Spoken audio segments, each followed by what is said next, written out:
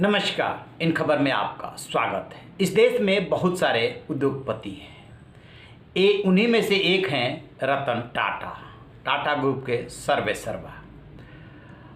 वो अपनी विनम्रता और मानवता के लिए जाने जाते हैं। जब भी देश को ज़रूरत पड़ी वो आगे रहे। अभी जब कोरोना काल आया उसमें भी उन्होंने बहुत दान दिया, आगे रहे।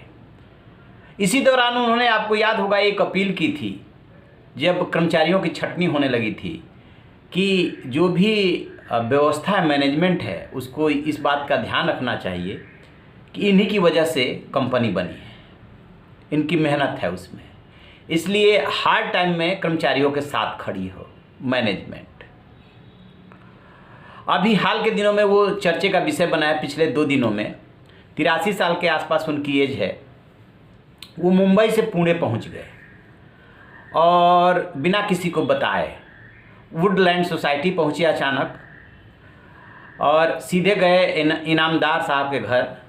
वो उनके पुराने कर्मचारी हैं, एक्स एम्प्लॉय कह सकते हैं, 2 साल से बीमार हैं। तो उनको देखने पहुंचे, आधे घंटे घर पे रहे और घर के व्यवस्था, इलाज, बच्चों की पढ़ाई, सारा खर्च उठाने का वायदा किया और फिर जैसे गए थे सिंपल आदमी बन करके बिना किसी को बताए, वैसे ही आने लगे। रास्ते में ये सोसाइटी के लिफ्ट से उतरते समय जिससे उनकी मुलाकात होती गई, जो उनको पहचान गया उससे मुलाकात भी की उन्होंने और बात भी की। इसी में जो सोसाइटी के अध्यक्ष हैं माकासीर और उनकी बेटी आदिसीर, वो भी मिल गई। उनसे आप देखेंगे तस्वीरों में उन्हीं से बात हो रही है और एक सामान्य इंसान की तरह बिना अहंकार के, पैसे के, गुरूर के वो उनसे बात कर रहे हैं। बताते हैं माकासीर कि चलते समय उन्होंने कहा कि हमेशा जो है आदमी की नज़र जो है लक्ष्य पे होना चाहिए, टारगेट पे होना चाहिए, अपने काम के प्रति समर्पित रहें और निस्वार्थ भाव से जो सेवा कर सकते हैं वो सेवा करते रहिए। देखिए, ज्ञान तो कोई भी दे सकता है। बहुत सारी चीज़ें हैं अपने यहाँ या पूरी दुनिया में, लेकिन उस ज्ञान को अपने चरित्र में उतार करके और लागू करना बड़ा मुश्किल होता है। बड़ी बड़ी बातें करना बहुत आसान होता है।